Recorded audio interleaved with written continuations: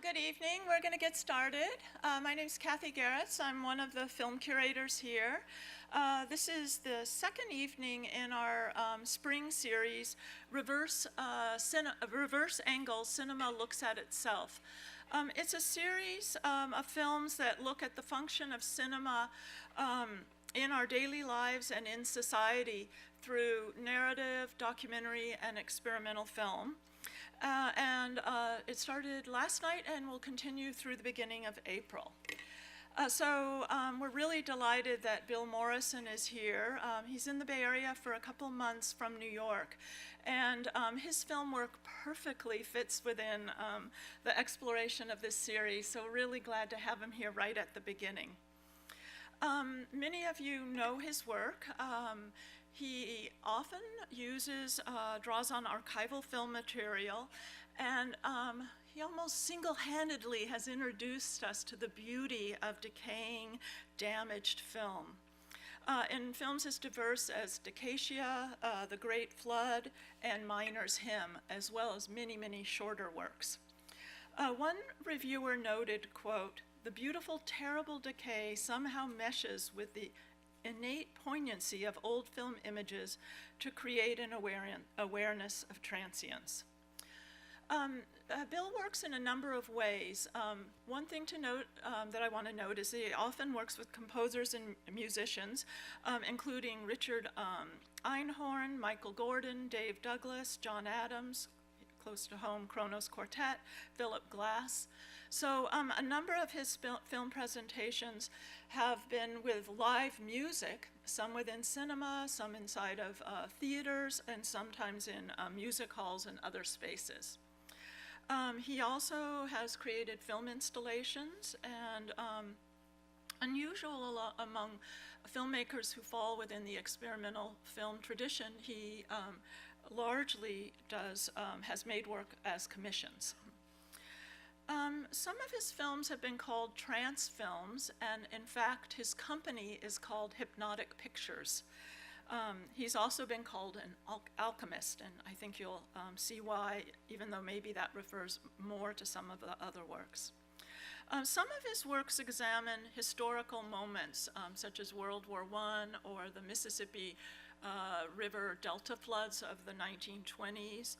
Other of his films overtly explore film history, such as this one, but also one of at least the earliest work of his I know that looked at paper prints. Of course, Decomposition looked at nitrate damage, and other works have looked at archival collections or specific films. In his case, the history and the scholarship is done through the making of a film. So it's a wonderful, immersive way to do those kinds of explorations. Tonight's film may be the most documentary. It works with films that were damaged in an unusual way and gives that history. I'm not going to say more about it because Bill's here to introduce it, but I think by the end of the evening you'll understand why Dawson City Frozen Time was named to so many best films of last year. He's going to both introduce and be here for taking your questions and comments, so please join me in welcoming him and stay afterwards.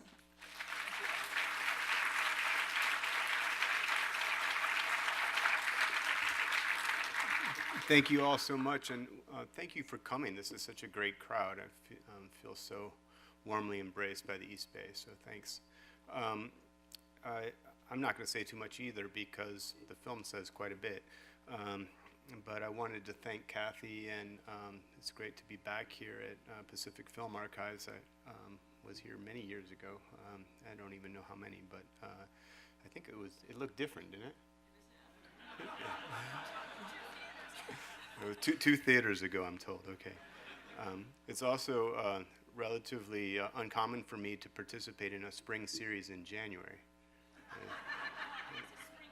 Okay, yeah. But anyway, I'll have some more jokes for you afterwards. Thanks. Just before we open it up to your comments and questions and thoughts that you might want to share with Bill, I just want to get a little bit of background. About how you approached making the project. We see film footage used in many different ways. So we're exposed to these lost films and get to see glimpses of them. There's sequences of your own making, how you edited them together, creating almost little mini films. There's instances where the films help tell the story, the history. So during interviews, they might be used in really interesting ways to suggest what the people are saying and give sometimes humorous and sort of fill in. And then there's also other kinds of films, some of which are home movies, that are used to tell the history of the region. So that's a lot of work that film is doing in your film. But there was also a lot of work that you must have done. And if you could talk a little about how you approached using those materials in constructing the film. I mean, luckily, well, first of all, this was just a wonderful projection, and you guys should be so happy to have this theater. I was saying to Lori, there was things I had never heard before. It's just a wonderful audio experience. So if you didn't like the film here, you didn't like it, all right? To the question of the historiography of the films, this is just an incredibly well-mediated town, and it was sort of in love with its own image, and it kept impeccable records of its history, and really was invented by its visual history. I think Eric Haig's photographs, when they were first shown in galleries in New York, they caused a stampede, of excitement, and I think Dawson never has really gotten over that 12 months of the gold rush that it experienced between 1897 and 1899. And it always is hearkening back to that.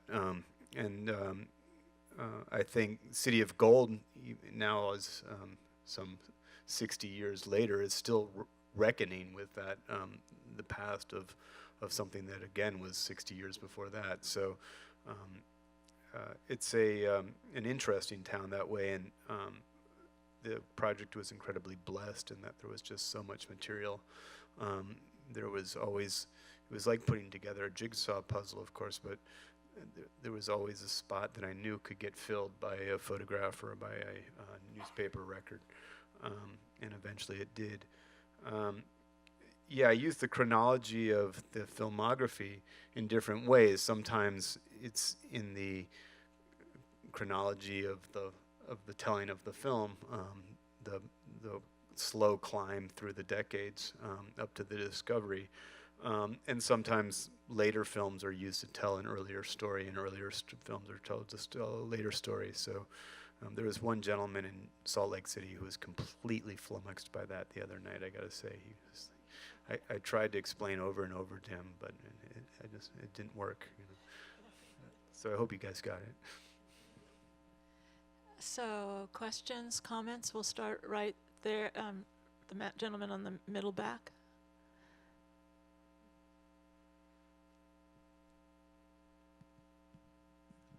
My question follows kind of on Kathy's and her earlier description of your films as a trance film, which for me really registered in the montages where you aligned similar actions, images of similar actions, especially like when the women were revolving around. That whole sequence was just electrifying for me. So for me, it felt like an aha moment, like a eureka moment. And I was wondering if you could relate some particular aha moments for you in going through this material. Yeah, I mean, first of all, the tropes of silent film are often well defined, so that a woman was often asked to spin. A lot of the narratives were advanced by listening at the door, so that a silent card could say what they were saying, or a letter was being read, or and as these things began, I'm looking at almost 400 titles of films. As these recur over and over again, as sort of a joke to myself, I'm keeping a list or bins where these things occur, and then those become sequences. And really just for fun or as a way to organize the imagery, but then as they advanced as a narrative device, as the women listening at the door were, in my mind, were the films rummaging through the library without, being left there without anything to do and kind of left to their own devices. But then there was also the sequence of sort of brutality or harassment of women, which made this a very timely film in some ways. The making of these Hollywood moguls and the studios, some of them found and lost. I had any number of bins, baseball and elephants, and things that caught my fancy, and that was just a way of trying to get through all this footage and finding like stuff, and then that stuff sort of naturally evolved into the narrative. So we have a question there, and then we'll come to here. Thank you. I'm overwhelmed. I've been waiting to see this film for a while. Thanks. Two things. One, the decomposition, which is simultaneously unsettling and startlingly beautiful. That is all the decomposition that was there. You didn't do any enhancement. That's correct. Okay. And secondly, how does it come to be that so many people who went on to major positions in the movie business were there? I just can't believe that.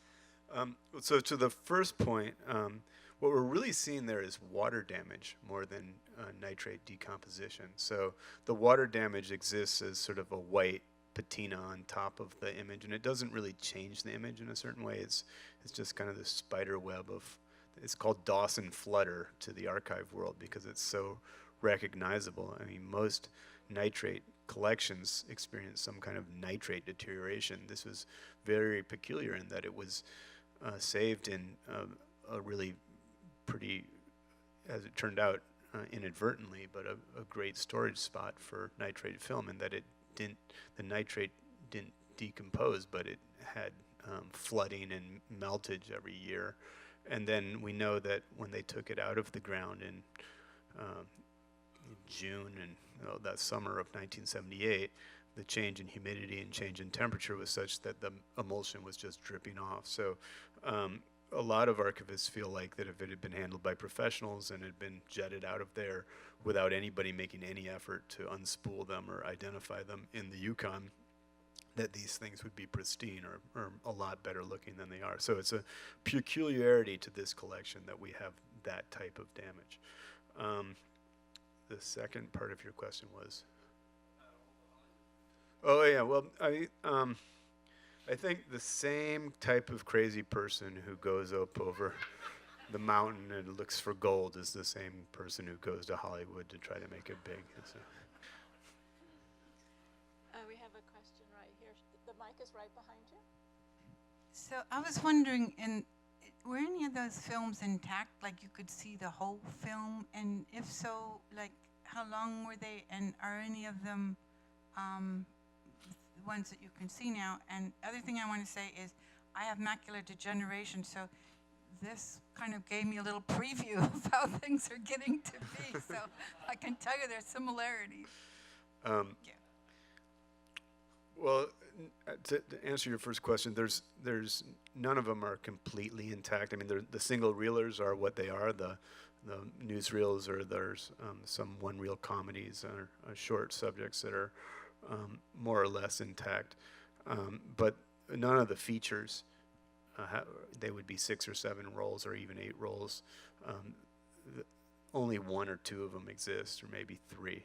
So you'll have reel 2, reel 4, and reel 5 of some feature. And I think in some ways that sealed the fate of this collection, because even though a tremendous amount of effort and money went into restoring it, the fact that there was no, I think, the reason Sam Kula got on that plane and flew to the Yukon is he thought he was going to find Theda Bara and Cleopatra. He thought he was going to find a great lost masterpiece, which whether it existed in Dawson or not, it was not represented in this collection. Now, Kathy says that they only had 10 days when they shut down construction for them to pull out what they could, and they were a motley crew who was pulling it out. So she's convinced that there was reels that were left there that are still underneath that rec center.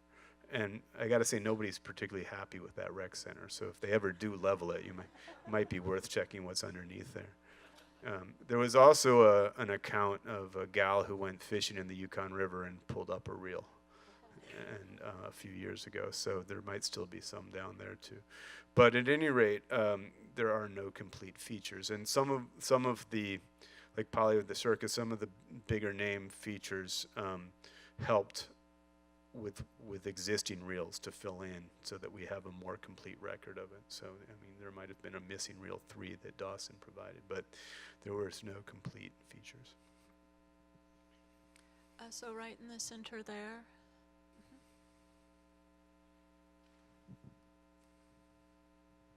Thanks. Hi. Thank you so much for the film. I feel like there's so much to think about, so much that it contains. And so I was wondering if you could say what you think the movie is about. Well, I mean, of course, it's about many things, but if it's one thing, it's about the randomness of what gets saved and what gets remembered, and you know, the impermanence of our memory, you know, the fragility of our memory, and in a way, these films are some kind of very crude model of our memory, and so if you think about them that way, it's completely a miracle that any of them exist at all. There's so many forces of random nature that could have destroyed them, should have destroyed them, and yet they persevered. So despite their fragility, there's also this great perseverance, and I think that's what you can say about human memory, is that most of it's forgotten, but little trickles are passed down from generation to generation. So again, there's another question in the middle there.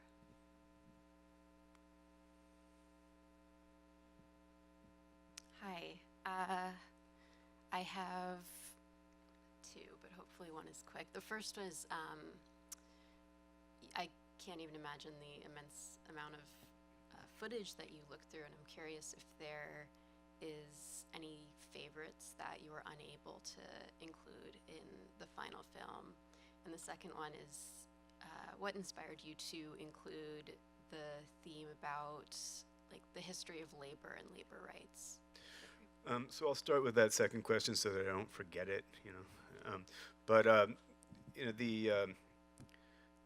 the story of Dawson, in a way, is a great synopsis of this country's history.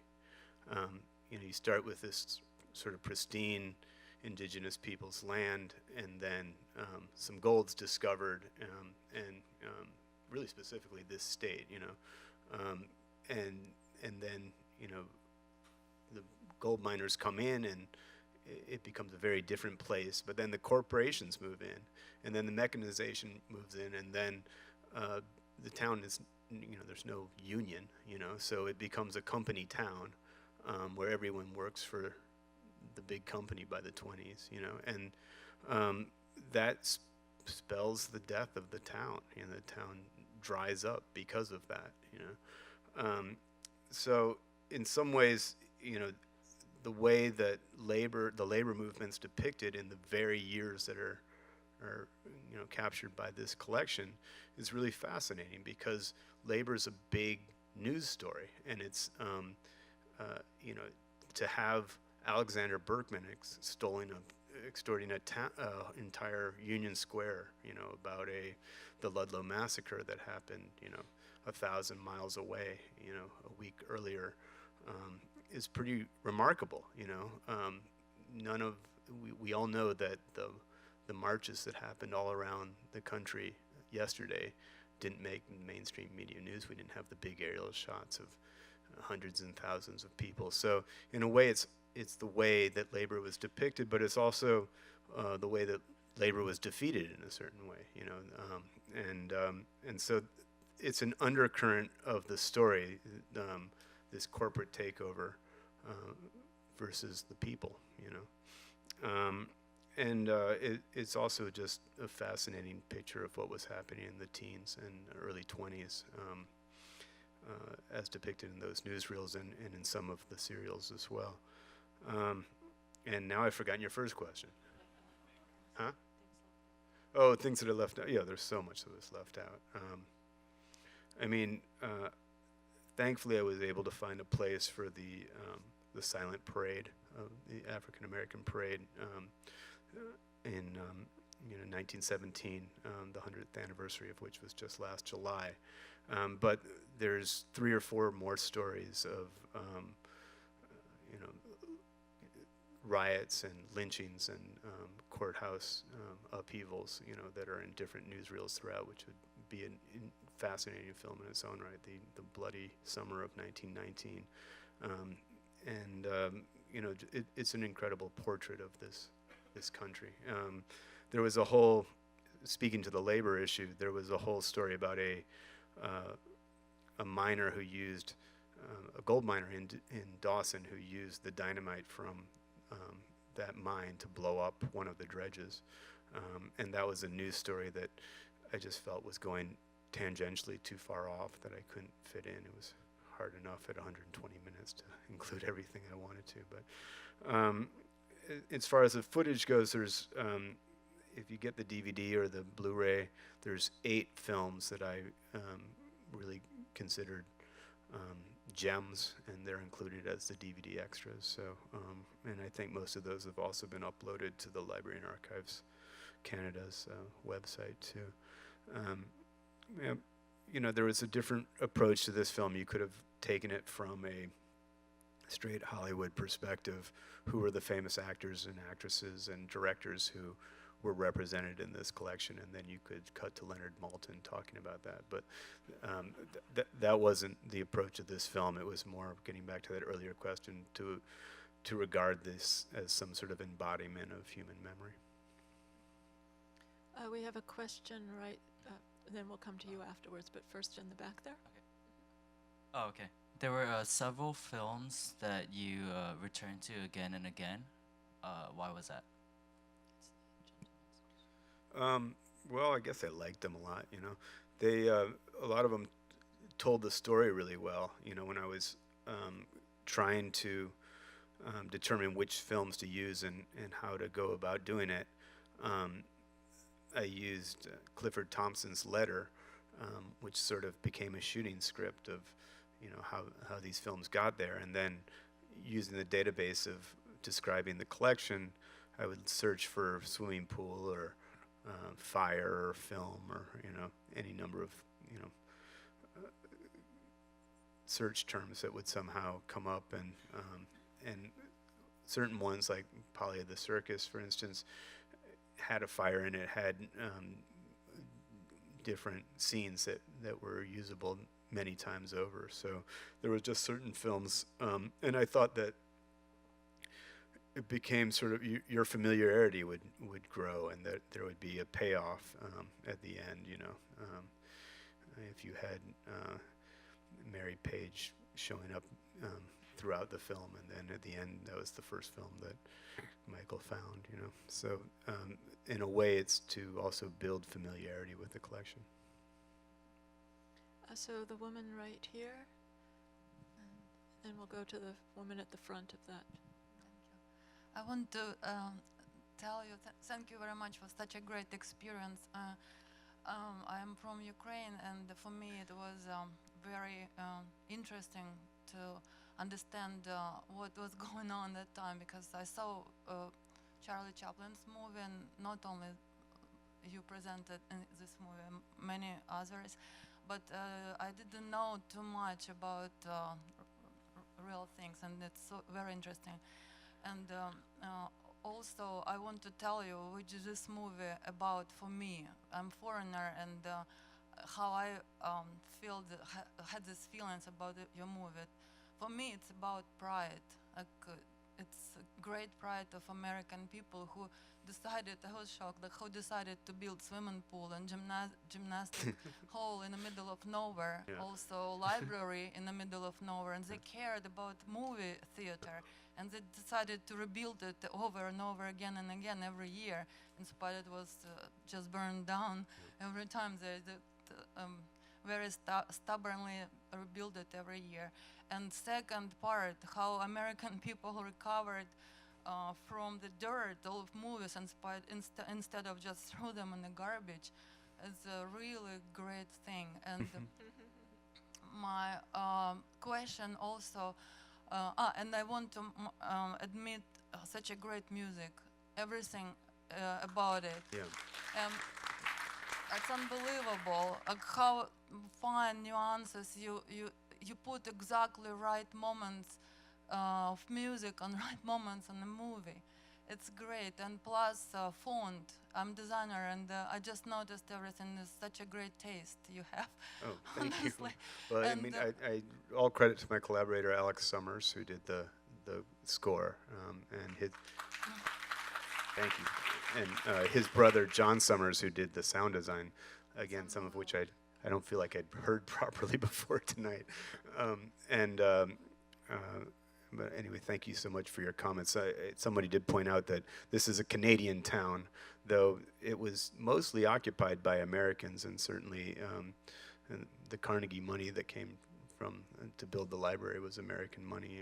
And you could say they're stubborn, but they are only going to rebuild as long as there's still gold in the ground. And also, I want to ask you, do you plan to present your movie in any European festival, Cannes or Berlin or Venice? Well, it did premiere in Venice a year and a half ago, so its time is sort of up for those big festivals, but it'll be at the Louvre next Sunday, and it'll play some of the other smaller festivals. It continued throughout this year, but it had a pretty good festival run. I think we played 37 countries.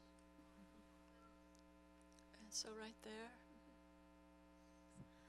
You've already addressed this a little bit, because I was going to comment about the composition, and the whole sound score with the sound designer was extraordinary. Thanks. And you've got various essentially chapters happening there. Just when I would feel like it would like build here and then it would just come down and then you'd get to enter again. And the choice of using degradation of sound and distortion to, I would say, enhance, because it wasn't mimicking the film, and it would come in sometimes a little behind, a little ahead, and come out. So it was never totally expected, but it reinforced the sense of what was happening. And I just wanted to know how you worked with the composer and the sound designer. Yeah, that's a really good point. One thing is that with the sound design, it was very important, obviously with the titles too, but that each clip was sort of demarcated as a different clip, and so there was a different design for each clip, so that you actually felt the cuts. In previous films I've tried to obscure the cuts and make it feel like a continuous stream, but I wanted you to be aware that there was many films. And John really did this brilliant thing. I don't know if you guys are familiar with Isadora, but he basically used the camera of Isadora to look at the frame, and then he made a value for white pixels so that he could actually make an audio interpretation of that decay, which it never occurred to me before. It was a really brilliant idea. I mostly dealt with Alex, and this was more of a standard relationship between a director and a composer than I've worked on in the past, where usually the composer will create this brilliant symphony, and then I'll be editing alongside that and ultimately to it. But in this case, I used some tracks that he and his partner Yonzi had written for the piece, and then they'd made a record in 2009 called Rice Boy Sleeps, and I used that as a scratch track. And then when I finally had this rough cut together, we wiped that out, and he started scoring it new. And then he would send me a cut, or a rough draft, and I'd go no, yes, no. So let's talk about yes. And, and eventually, I'd been living with this film for 2 or 3 years at that point, and he was sort of new to it. So I had to impress upon him that it needed to be tragic and we needed many more cellos, and with John, I just tried to say, let's try to create a musique concrète, counterpoint to that, that would work with sounds that are suggested by the scenes, So it was really a joy to work with both those guys. So I think I had a rough cut in April of 16, and we went right down to the wire with Venice, which was early September. So I guess it was about a 4-month process. So there's a question in the front row, 4 in, and then we'll go to the middle gentleman there. Did you know that you were going to end up making such a sort of documentary style, sort of following the history of the film when you originally started, or did you just get access to the material and ended up doing that? Well, I always thought it was really compelling that, major motion picture commercial projection began in 1896, the same year that gold was discovered there. So it was always in my mind that I'd be telling the history of cinema along with the history of Dawson City. I didn't know about all the correlations between Hollywood and Dawson City when I began, and I certainly didn't know what the collection was going to hold. I didn't know that I was going to take this labor detour, for instance. So a lot of it was, having the lateral ability to move where the collection went. But I was really impressed with how much supporting material that, that all this home movie material, that both those theaters, the D3A and Orpheum, were captured on home movies. That was just astounding to me, really, is one of the incredible surprises, really, of this whole thing. And of course, that's not a part of the Dawson City collection per se. It's, supporting material that came from the Yukon archives. That there was amateur footage showing Chief Isaac, who was like an iconic guy, representative of the millennia that happened before the gold rush, and that then there was home movie footage or amateur movie footage of him in the 20s in Moosehide as an older statesman, was pretty remarkable. The whole story about the Haig photographs being found in the cabin was just kind of a very vague story that had floated around. It was on the National Film Board websites under Colin Lowe's comments about City of Gold, and the woman who publishes Haig's photographs, Ethel Anderson Becker, also mentions it. But both of them, neither of them include the name of the woman or the boss or what year this happened or anything like that. So for me, one of the remarkable things was that I finally called up Kathy Gates and I said, I keep hearing this story, but I can't include it in the film unless I know some specifics or can somehow validate it or verify it. And so she called up her friend Irene in town, and Irene was like, oh yeah, I found those glass plates in the cabin. That was me. So it was just one phone call, and the mystery was solved. And so Irene's, not doing that well right now. So if we hadn't made that call, that might never have been solved. I don't know. But yeah, it was a deep dive. But I just felt like it was an incredibly blessed project. There was just so much material there that was kind of seemingly sitting right there for someone to find. So the question that was in the center there, and then we'll go all the way to the back. Yeah, so it's a really thrilling film. So much to absorb in it. I really loved the combination of like the historical stuff that was in there with these sections that were just kind of like celebrations of this imagery. One thing that really struck me was like there were a number of like little bits of serials, and with mention of like episodes, and some of them pretty high number episodes. Any idea of like how much of that stuff was actually produced that's just gone? And I mean, I don't have those numbers, but that was a great way to get people to come back week after week. You know, if you had them hanging on a serial, you know, they would, there was a week 11 and week 12 and stuff like that. It was sort of a sure commercial ploy early on, you know. But I mean, up in Dawson, you didn't have to. People were going to the movies all winter long, right? And even when we were there, sort of at the end of Labor Day weekend, and you know, summer had ended on Friday, and fall was going to end the following Friday, you know, and people were already figuring out what they were going to binge watch all winter long and at whose house, and you know, they were getting it all lined up. So movies still are like an incredible important way to combat the winter up there, you know, just the lack of light and the cold.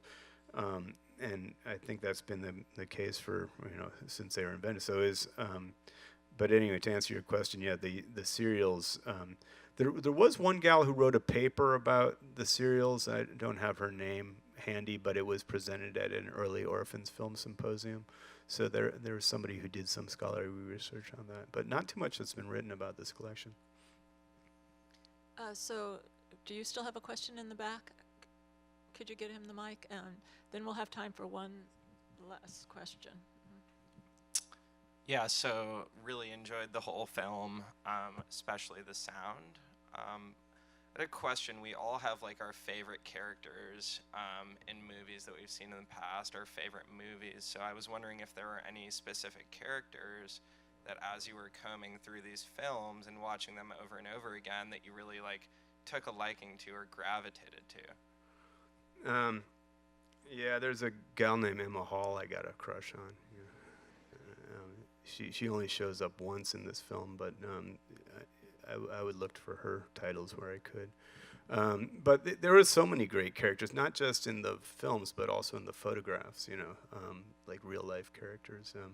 And they would remind me of people I know, you know, so I would call them by by the name of the contemporary person they remind me of. You know, but I think the real stars made it in there. You know, there's great actresses, and so that there's two different sequences which are just really face shots on actresses, and all of those that was the cream that had really risen. You know, and then of course I had that kind of the greatest hits of people dealing with the water damage at the end, and those were the instances where I found where the material and the actor were doing battle. You know. So a question here, and then you'll have the last question there. The sort of moving pictures of the people going up the pass during the gold rush and so on. I was, I guess, ignorant that there were actually newsreels at that time, and my first question is, how extensive was the American or North American exhibition of newsreels or other actual, I guess, live footage of the gold rush in 1897 and 1898? So I believe every film that depicted the gold rush is represented here, at least that I could find. So that's there's about maybe 16 titles that are all covered in the paper print collection of the Library of Congress, and those are all Edison films. So as Robert Bonine was the cameraman, and he was working independently, so he got the shots of the boats leaving Seattle, and then, you know, rocking the gold, and you know, and then that incredible shot of downtown Dawson City. The actual traveling over the Chilkoot Pass, those are Hegg photographs that I've animated in some cases. And then there is one moving image shot, but that's from Charlie Chaplin's The Gold Rush in 1925. So that's a reenactment. So I don't think there was newsreel footage of going over the pass itself, but there's before the pass and after.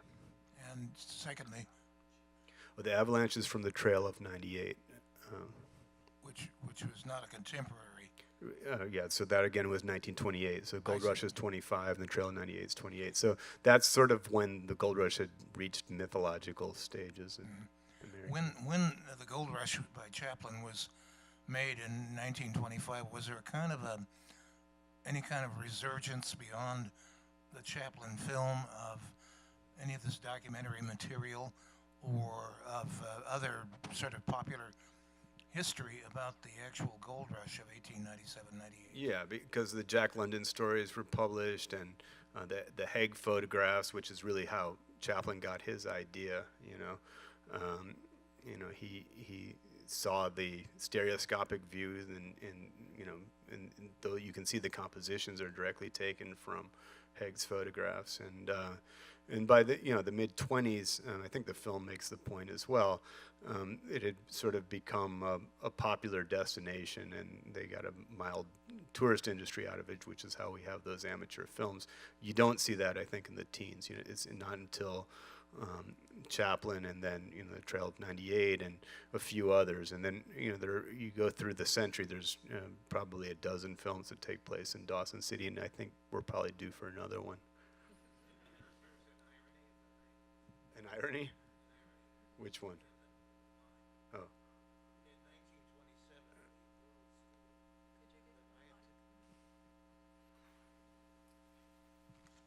Just a year or two after the Gold Rush, the Chaplin film, the rural schools where I lived were consolidated into one school, and it was named the Klondike School.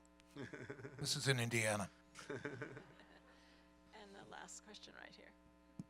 Something that I really enjoyed about this movie was we got to see Dawson City kind of grow from an indigenous community to kind of a boom town and stagnate and then grow. And then we got to see images in the 50s of little parades. So it's kind of endeared me to this little town just along with some old films. So what is Dawson City like today, environmentally, economically? What's it look like? Yeah, this could be a chance to segue. I did do a Dawson City postscript, which is available on the DVD and Blu-ray, but we also loaded it up here, so if people are interested in seeing a 10-minute short, it sort of details what happened to this collection after it left the Yukon. I know there's been a long evening, so if people want to leave, that's cool too, but if anybody wants to stay, we can cue that up. But to answer your question, Dawson's a great town. I mean, it's really been cared for in the most loving way. There's no chains or anything like, the streets are still unpaved. The sidewalks are still raised boardwalk. There's there's a bar that remains open 24/7 because that's a legal loophole. If it was ever closed, they could inspect it and condemn it, but it remains there's another one that has a preserved human toe that for an extra $5 you can put that toe into your drink, and right now I think this time of year the population still hovers around the same number, maybe 1,100, 1,200, and then in the height of the summer there's a music festival, and it's very hard to get a room. It's a very popular destination, and as well it should be. It's they've left most of its heritage sites, and a lot of these buildings they've just left slumping together. They call them drunken buildings, or trees growing out of them, and you really get a sense of the history of the town. And it's hard to imagine an American town preserving it in the same way and not ruining it. But Whitehorse is a completely generic city. Looks like any other Canadian city, and then Dawson's a good 6 hours north of that. To the people who make the trip up there, I think they're really rewarded. And there's also these huge ravens that fly around the town. They have a short film festival, and my film premiered, made its Canadian premiere as the opening night. So that's in April, and that's a little before the season, so that's like Easter weekend or something. So I've only been there twice. I've been there in April and September, and one in the April was sort of like getting there at the party at 6 in the evening, and September was like getting there at 3 in the morning. You know, so I don't feel like I've really hit it. You know, We'll take a moment to hook up the film, and for those who aren't going to stay, to let you have a chance to leave, and also to thank Bill for this wonderful Thank you, film and Kathy. Thank you, discussion. Gibbs Projection. Thank you.